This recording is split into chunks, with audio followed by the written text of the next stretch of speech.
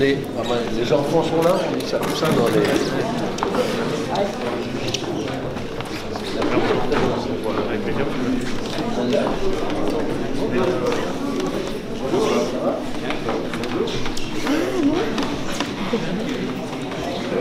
Oui, oui, je viens de saluer. Quoi non? C'est pas si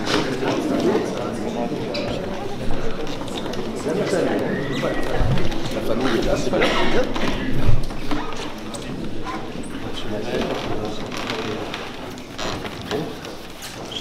Tout le monde est là, à peu près, tout en avis.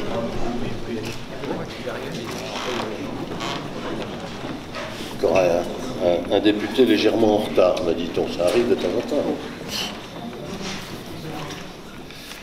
Bon, bonjour à toutes et à tous.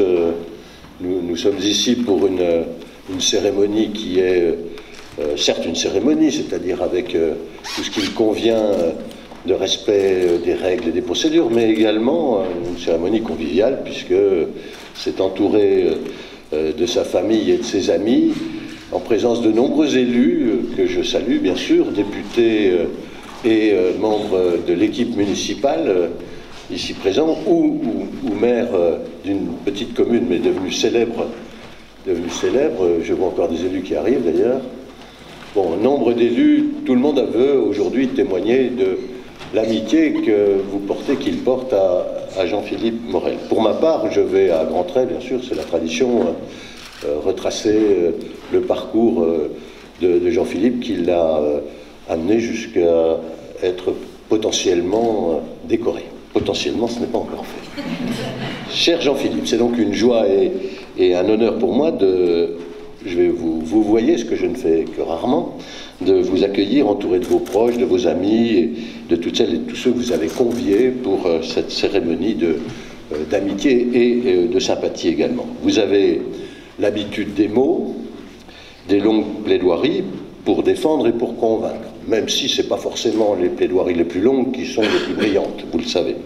Nous changeons un peu les rôles aujourd'hui, puisque, bien qu'il n'y ait ici ni prévenu, ni partie civile, ni risque de condamnation, ma tâche est simplement de rendre hommage à votre parcours.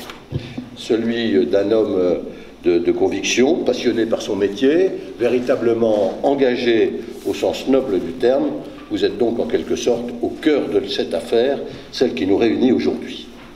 Cher Jean-Philippe Morel, vous êtes né le 5 août 1973 à Bordeaux. Et oui, nul n'est parfait, dans un territoire où le vin est certes de qualité, mais un peu moins que le Bourgogne, et je pense que vous en avez désormais acquis la certitude. Très vite, en 1978, vous quittez le Sud-Ouest et arrivez en Côte d'Or. C'est d'ailleurs dans ce département que vous avez grandi. Les années passent, vous étudiez au lycée Carnot, vous décidez, après votre baccalauréat, de poursuivre des études de droit à l'Université de Bourgogne. Vous en sortirez diplômé en 1996. Et parallèlement à vos enseignements, vous êtes l'étudiant soucieux de transmettre ce qu'il passionne. Vous donnez donc des cours aux jeunes étudiants de la fac de droit, et ce jusqu'en 1999. La suppression du service militaire était déjà dans l'air quand Jacques Chirac le décide en 1995-96, mais le temps de la mettre en œuvre, vous avez tout le temps de l'effectuer au sein de la cellule diplomatique de la présidence de la République durant le mandat de Jacques Chirac, juste avant une dissolution quelque peu hasardeuse, vous en conviendrez. Je crois savoir qu'il s'agit d'une expérience qui vous a grandement marqué. À la suite de l'obtention de votre diplôme d'études approfondies, DEA en sciences juridiques et politiques, vous décidez de passer le certificat d'aptitude à la profession d'avocat que vous obtenez en 1998. Vous avez ainsi franchi des étapes, ces étapes brillamment, sans doute parce que le métier d'avocat était pour vous une évidence. Votre carrière professionnelle débute donc alors au barreau de Paris en 1999, que vous quitterez en 2004, date à laquelle vous rejoignez le barreau de Dijon. Vous maniez très bien les mots et devenez assez rapidement un avocat reconnu, en particulier pour votre engagement, et que je salue ici, et je salue bien ceux qui sont ici et qui les représentent, fidèles aux forces de sécurité intérieure. Vous assurez ainsi la défense des forces de l'ordre en Côte d'Or depuis 20 ans. Vous êtes l'avocat des institutions de la République. C'est beau, mais c'est vrai, de l'agent judiciaire de l'État dans le département de la Côte d'Or depuis 2014, ainsi que celui des agents de l'administration pénitentiaire depuis 2019. Et le représentant, j'ajouterais le brillant représentant de l'association professionnelle nationale militaire, gendarmes et citoyens, et d'un syndicat de policiers de Côte d'Or. Ce rôle, cette spécialisation, on peut dire, en quelque sorte, vous l'assumez avec discrétion et brio, animé par une haute idée des valeurs de la République. Les audiences, les affaires judiciaires, les plaidoiries rythment votre quotidien. Il arrive même, je crois que c'était le cas lundi dernier, que vous soyez amené sans transition à passer des assises au conseil municipal, directement. Vos journées sont mouvementées, et encore plus spécifiquement, lorsque vous êtes amené à plaider quelques grands procès médiatiques. Tout le monde connaît le procès du boxeur d'Étinger, condamné pour des violences à l'encontre de 2 gendarmes en marge d'une manifestation de Gilets jaunes, et durant lequel vous assuriez la défense des forces de l'ordre. Inlassablement, aux côtés des victimes, vous avez porté leurs paroles lors de procès d'assises d'ampleur. Ce fut le cas lors du procès Adoma, qui avait rassemblé 200 parties civiles. Nous sommes, je suis en tant que maire, c'est vrai, profondément marqué par cette triste, terrible affaire d'incendie criminel survenue le 15 novembre 2010 au foyer Adoma dans le quartier de la Fontaine-Douche. 7 morts, 190 blessés. Permettez-moi à cet instant d'exprimer ma profonde tristesse et ma plus grande compassion à l'égard des victimes de Vaux-en-Velin, de l'incendie qui a fait hier 10 morts au minimum, dont 5 enfants hier matin. J'ai appelé la maire de Vaux-en-Velin pour lui manifester notre sympathie, celle du conseil municipal tout entier, bien sûr. Je voudrais également, à cet égard, à cet instant, rendre hommage aux pompiers qui sont intervenus sur place, et il est des drames dont le souvenir ne s'efface jamais. C'est vous également qui avez assuré la défense des 9 parties civiles lors du procès de l'auteur des faits de l'explosion de la rue Pierre-Palliot à Dijon en 2016, dont une femme garde malheureusement des traces pour la durée de sa vie. Être avocat pénaliste, c'est aussi savoir, et c'est surtout savoir peut-être faire preuve de compassion et d'une profonde humanité. C'est être à l'écoute des personnes, très souvent démunies face à une justice et des faits qui les dépassent. C'est finalement mettre le centre de la vie, de sa vie, le respect des droits de tous, le respect du droit, ce que vous avez fait et auquel vous vous adonnez chaque jour. Pour cela, cher Jean-Philippe, nous ne pouvons qu'être tous ici admiratifs. Mais vous avez mené d'autres combats, tout aussi marquants, comme celui de la défense de l'association nationale Alto Pillage du patrimoine archéologique, dans le cadre du procès du saccage de l'Arc de Triomphe, que nous n'oublions pas, qui a eu lieu en mars 2021, toujours avec, j'allais dire, nos amis, avec les Gilets jaunes. Bien sûr, vous savez qu'ils ont mis le feu ici, à la porte d'entrée de la mairie. Et nous avons eu beaucoup de chance qu'elle puisse résister. Parmi les dégradations commises, il y avait le moulage en plâtre de la statue de Marianne, le génie de la patrie, de notre sculpteur dijonnais célèbre, François Rude, retrouvé brisé. Toujours en tant qu'avocat de cette association, vous avez plaidé au procès du trésor de Laigne en 2015. Nous avons retrouvé tout cela avec 2000 deniers gaulois qui avaient été retrouvés par 3 personnes dans le champ d'un agriculteur, voyez-vous, et des voleurs de dalles de Bourgogne en 2018. Et puis, plus récemment, c'est une affaire rocambolesque, celle du château de La Roche-Pau, dont l'histoire aurait pu servir de scénario pour un film qui a occupé une bonne partie de votre temps. Dire que sa notoriété était jusque-là connue uniquement à son apparition dans La Grande Vadrouille, je crois que cette affaire va marquer davantage les esprits. Comme on peut le remarquer, votre métier n'est pas monotone et il vous fait vivre des moments tout à fait exceptionnels. C'est peut-être là le reflet de votre personnalité très active qui s'illustre, car vos engagements sont nombreux au-delà de votre métier d'avocat. Cela me fait penser à une phrase d'une personnalité que vous avez très bien connue et que vous respectez. Vous vous doutez bien qu'à un moment cela allait venir, et je ne pouvais manquer de la citer, Edgar Faure, figure du parti radical, qui résumait l'existence ainsi: on ne vit en fait, c'est très intéressant d'ailleurs, que pour quelques instants intenses et privilégiés, le reste du temps on attend ces moments-là. Sans doute n'avait-il pas tort, mais au regard de votre parcours, cher Jean-Philippe Morel, on peut difficilement dire que vous attendez ces moments privilégiés. Ils viennent à vous, ou alors vous allez les chercher, et votre vie en est finalement remplie. En effet, les journées intenses, elles se répartissent entre toutes vos activités institutionnelles, associatives, culturelles, j'y viens, mais aussi politiques, bien évidemment. Je noterai d'abord votre implication de longue date dans la vie politique locale, puisque c'est en 99, tout juste âgé de 26 ans, que vous devenez conseiller du district de la communauté de l'agglomération dijonnaise, la Comadi. Il y a d'ailleurs des tas de personnes qui ont continué pendant 20 ans à appeler l'agglomération, la communauté urbaine ou encore la métropole, la Comadi. C'est dire combien les choses durent. Vous y siégez au titre de la ville de Dijon, dont vous êtes durant un mandat sous mon prédécesseur Robert Poujade. De 2008 à 2020, je passerai assez vite, vous exercez ensuite le mandat de conseiller municipal de Longwy, où nul n'ignore que vous avez eu quelques ambitions. Je ne m'étends pas sur cette période dont le principal mérite finalement aura été de vous conduire à nos côtés pour l'élection municipale dijonnaise. N'est-ce pas le petit-fils d'Edgar Faure, que vous connaissez très bien aussi, Rodolphe Oppenmeyer, qui relevait ainsi ce que pouvait être un parcours politique. La droite et la gauche ne sont que des directions. Seul l'avenir a un futur politique.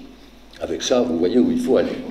En 2020, j'ai fait de vous mon vice-président à la métropole. Vous avez présidé pendant 2 ans la commission intercommunale de sécurité, avant d'accepter récemment ma proposition de reprendre à la ville de Dijon, après l'élection de Benoît Borda comme député, et donc sa démission, le flambeau, un beau flambeau, la délégation aux anciens combattants, au devoir de mémoire, à l'engagement citoyen et bien sûr à la défense nationale. Tout cela, je le sais, représente beaucoup de travail, mais cette délégation particulièrement en phase avec ce que vous êtes, je crois, et les valeurs qui vous guident, c'est cela qu'il vous fallait. Le respect de l'histoire, le respect de la laïcité et le respect de la République. Depuis 2007, vous êtes aussi, j'y faisais allusion il y a quelques instants, à travers une citation, président d'honneur de l'association Edgar Faure. Vous y êtes très investi puisque vous animez tout au long de l'année le comité de lecture du prix littéraire Edgar Faure. À plusieurs reprises, le président Oppenheimer et vous-même m'avez sollicité pour être membre du jury. Tout comme moi d'ailleurs, sans aucun doute, l'année 2010 vous reste en mémoire. C'était celle qui était marquée par la présence de mon prédécesseur, Robert Poujade, pour son livre « Avec De Gaulle et Pompidou », passionnant récit d'une vie politique aux côtés de 2 personnages politiques d'exception. En écrivant ce discours, je me demandais, j'avais voté pour son livre, mais je ne crois pas qu'il a eu le prix. Il n'a pas eu le prix. Ah voilà, je le demandais parce que je ne voulais pas dire de sottises en la matière. Mais j'avais voté pour son livre et je lui avais dit, on avait une discussion tout à fait intéressante. La littérature vous passionne, la politique vous passionne, finalement vous êtes un homme de passion, vous êtes un homme de culture et d'histoire, comme la jeune génération, si vous le permettez, n'en produit malheureusement plus assez, je pense. Vous avez été rédacteur régulier d'une chronique juridique dans un journal France Soir, et vous participez aujourd'hui au comité éditorial de la Nouvelle Équipe française, qui est une passionnante revue d'idées, d'histoire et de politique. C'est la première à être éditée d'ailleurs après la Libération. Pour continuer dans vos engagements, sur vos engagements associatifs et culturels, je ne peux passer à côté de vos implications au sein de l'association reconnue d'utilité publique, et quelle association, les anciens élèves du lycée Carnot de Dijon, de l'association Zaccord pour la mémoire des déportés juifs, mais aussi au sein de l'Académie des sciences, arts et belles-lettres de Dijon en tant que membre associé. Sur un registre différent, mais non moins essentiel à notre vie locale, vous êtes également, j'ai vérifié, membre de la confrérie des Chevaliers du Tastevin. Et ce, depuis 2008. Nous attendons donc votre promotion. Elle va venir, bien sûr, dont le rôle est la mise en valeur des produits de la Bourgogne, et plus particulièrement de ses grands vins et de sa cuisine régionale. Cher Jean-Philippe, je pense avoir globalement retracé votre parcours au fil de ce qui est, bien entendu, un seul résumé, un petit résumé de votre vie, qui est encore longue et qui aura, j'en suis sûr, des prolongements tout à fait passionnants dans tous les domaines dans lesquels vous exercez. Pour autant, je pense que ce rapide résumé donne à approcher l'homme dévoué, cultivé et déterminé que vous êtes. C'est cet état d'esprit, c'est cet humanisme dont vous faites preuve au quotidien dans votre métier d'avocat, et plus particulièrement pour la défense des forces de l'ordre, que le ministère de l'Intérieur, bien sûr, a voulu récompenser. Cette décoration dans l'Ordre national du mérite s'ajoute à celle que vous avez déjà obtenue.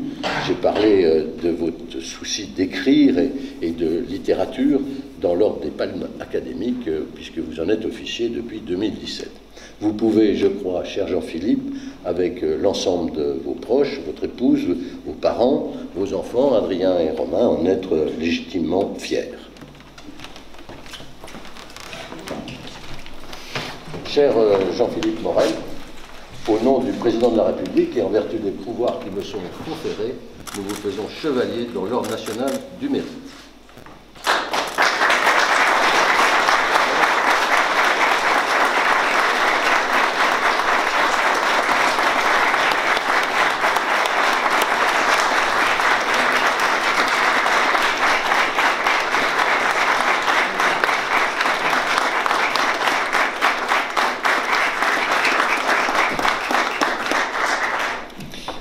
Chers amis, à cet instant, je me demande si j'ai pas plus de stress que lors d'un procès d'assises. En tout cas, monsieur le ministre... Ça va aller comme ça. Ça va aller, monsieur le ministre, maire de Dijon, monsieur le député Benoît Borda, monsieur le député Didier Martin, monsieur le député David Valence, c'était une surprise, je ne m'attendais pas à ce que tu sois là, député radical en plus, ce qui évidemment est important. Monsieur le maire d'Ouge, vice-président de la métropole, mes chers collègues du conseil municipal de Dijon, Lydie, Najwa, Christophe, Antoine, Joël, je sais que vous êtes là, je suis touché par votre présence. Monsieur le président de la Chambre de commerce et d'industrie de Bourgogne, Pascal Gautron, monsieur le président de Dijon Bourgogne Invest, Jean-Philippe Girard, monsieur le délégué du procureur de la République, André Barbier, monsieur le bâtonnier, mes chers confrères, monsieur le président de l'Office national et combattant et victime de guerre, Bruno Dupuis, monsieur le colonel, cher ami, Olivier Garobi, qui représente le commandement de la région de gendarmerie Bourgogne-Franche-Comté, monsieur le délégué militaire départemental adjoint Étienne Royal, monsieur Marc Roland, porte-parole national de l'association militaire gendarmes et citoyens, madame la présidente, monsieur le président Japio, qui fut votre prédécesseur. J'ai aperçu le général Herchins qui vient d'arriver, qui représente l'association des décorés de la Légion d'honneur. Monsieur le président de l'unité locale dijonnaise de la Croix-Rouge, cher docteur Henri Garchet, président de l'association des visiteurs de malades.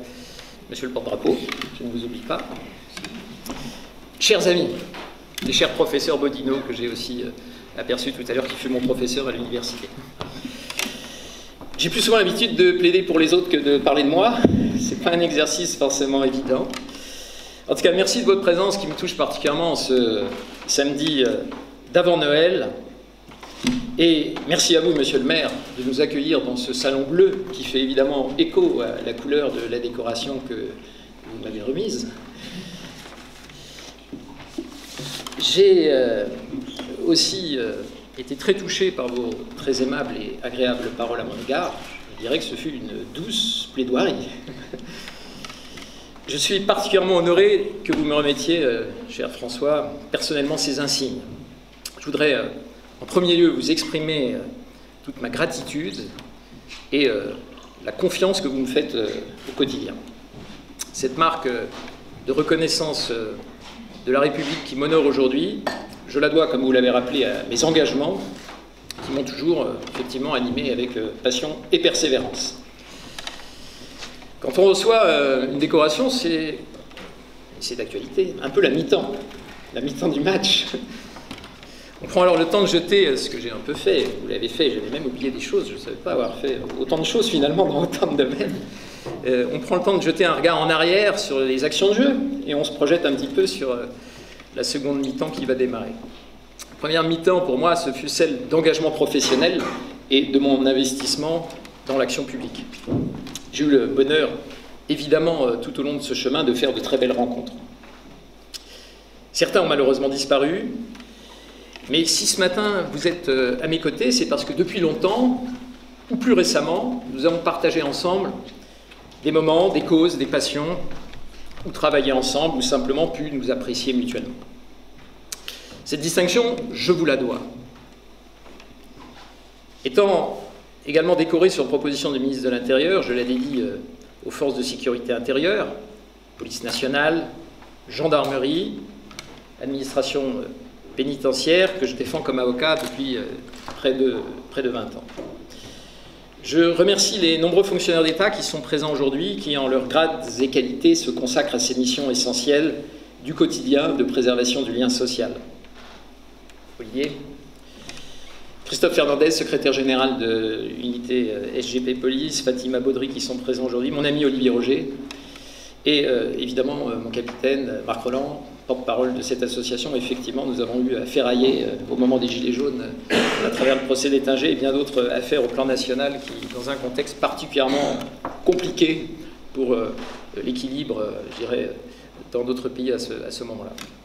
Je dédie aussi cette décoration aux défenseurs du patrimoine national, puisque déjà passionné par l'histoire, mais j'ai la chance de pouvoir également intervenir dans ces thématiques, notamment lors de ce procès du saccage de l'Arc de Triomphe en 2020, qui fut un moment marquant de vivre un tel procès symbolique. Effectivement, natif de Bordeaux, j'ai quelque peu demandé l'asile politique en Bourgogne sur des terres viticoles. Bien fait, bien fait. Il n'était pas vraiment acquis, finalement, que la greffe prenne sur le climat et les cépages locaux. C'est parce que c'est du monocépage. C'est pour ça. Et mon bien Romain Gary, je me suis dit, je peux dire, je n'ai pas une goutte de sang dijonnais, mais Dijon coule dans mes veines. Et Dijon est une ville qu'on adopte et qui vous adopte. La période d'acquisition des savoirs, d'ailleurs, m'a conduit, vous l'avez rappelé, monsieur le maire, au Collège Pardet, au lycée Carnot, dans ces beaux établissements de la République, puis à la faculté de droit, où j'ai eu comme jeune professeur à l'époque Joël Mécantard, et également le professeur Bonino, que j'ai eu le plaisir de saluer tout à l'heure. Mes amis de fac qui sont présents aujourd'hui se rappellent nos combats déjà électoraux lors des élections universitaires, qui nous permirent, et notamment j'ai eu le plaisir de siéger au conseil d'administration de l'université, avec d'autres amis présents ici qui siégeaient, eux, au CVU, Conseil des études et de la vie universitaire. Quelques années après, peut-être d'égarement à Paris, quand on vient de Dijon, le service national, effectivement, fut pour moi un moment particulièrement intéressant, à Ballard et à la cellule diplomatique de la présidence de la République, où j'ai eu l'honneur de travailler avec le conseiller diplomatique Jean-David Lévite, conseiller du président Chirac. Un moment un petit peu compliqué pour le président Chirac qui a, et j'ai vécu ça de l'intérieur de l'Élysée, décidé effectivement d'expérimenter la dissolution de, je crois, mars ou avril 1997. Pour moi, c'est un beau souvenir. Et moi, j'ai bien vu le changement à ce moment-là entre la convergence d'une assemblée et du président et ce que fut une cohabitation tout à fait inattendue, qui n'était pas prévue par De Villepin, qui était quand même aussi un petit peu à l'initiative et à l'origine de cette idée qu'il avait soufflée au président de la République. Comme quoi. Comme quoi. Lors de ces années d'armée, je pense aussi à mon vieux camarade Emmanuel Jacques, qui me fait le plaisir d'être là aujourd'hui.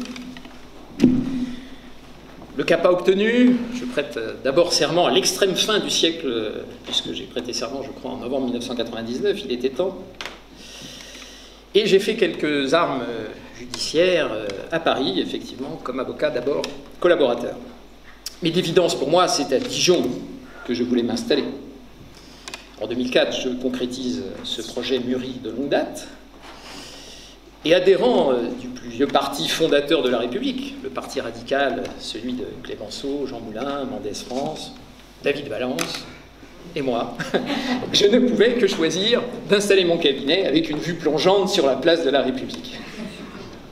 C'est ainsi qu'au cabinet, depuis 18 ans, nous participons à l'œuvre de justice, aujourd'hui avec Bénédicte Rossignol, Sophie Dessy, Valentine Gandois, Claire Daubray et Stéphane Berder, dans ce métier exigeant qui nécessite réactivité et pugnacité. La passion politique ne pouvait que me mener, avant de venir vers vous, mais d'abord vers Edgar Faure, figure du Parti radical et de la République, de surcroît avocat, qui, d'ailleurs, et c'est assez méconnu, représenta la France au procès de Nuremberg comme procureur adjoint. Et dans ses mémoires, il y a des pages très intéressantes sur cet, évidemment, procès particulièrement marquant pour le XXe siècle.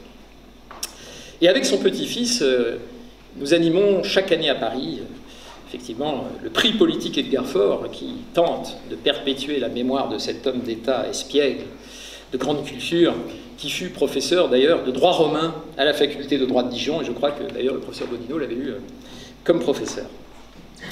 Après quelques années d'apprentissage politique à Longwy, et je salue d'ailleurs Pascal Cambon qui fut mon camarade de lutte sur ce territoire, j'ai entrepris effectivement de cheminer de nouveau vers Dijon. Et j'ai eu le plaisir, cher François Rebsamen, de rejoindre votre équipe. Quand on aime sa ville et que l'on voit la métamorphose de celle-ci, que vous avez initiée, c'est une chance, et je le mesure chaque jour, de pouvoir participer à votre action municipale dans une ville qui pourrait le nier, qui s'est embellie, développée, qui rayonne aujourd'hui avec des atouts formidables. J'ai plaisir d'ailleurs à retrouver ce matin des acteurs économiques majeurs de notre ville, je pense à Pascal Gautron, président de la Chambre de commerce, et évidemment Jean-Philippe Girard, qui me font l'amitié de leur présence. Depuis peu, je suis en charge d'une très belle mission que vous m'aviez confiée. Je remercie Benoît Borda d'avoir été élu député, ce qui m'a permis d'avoir cette promotion. C'est une passion, c'est une mission qui est celle, pour moi, exigeante de s'occuper du lien armée-nation, de l'engagement citoyen, du devoir de mémoire des anciens combattants et d'être d'ailleurs le correspondant défense de la ville de Dijon. Cette mission, véritablement, me passionne. Elle est essentielle pour la transmission auprès des plus jeunes et j'ai plaisir à rencontrer souvent des classes avec qui nous échangeons sur le devoir de mémoire et toutes ces phases et périodes tristes de notre histoire qui sont évidemment nécessaires à entretenir, perpétuer et expliquer. À cet instant, mes pensées vont aussi à ma famille, mes parents, qui m'ont inculqué les valeurs du travail, de l'honnêteté, du respect des valeurs de la République. Ces valeurs solides ont continué à me guider et continueront à me guider. Je suis heureux de voir aujourd'hui toute ma famille rassemblée ici avec Chantal, Adrien et Romain, ma mère et ma belle-mère. Il y a malheureusement 2 absents, vos grands-pères, qui nous manquent chaque jour, mais je partage cette belle phrase de François Mitterrand, que je crois aux forces de l'esprit. Cette médaille est donc aussi la vôtre, vous qui savez me soutenir avec patience et indulgence. Quand on reçoit une décoration, c'est une exigence, non de s'arrêter en route, mais de poursuivre ce chemin, en deuxième mi-temps, avec force et vigueur, que je puiserai, je l'espère, dans le bleu de ce ruban. Je vous remercie pour votre aimable attention.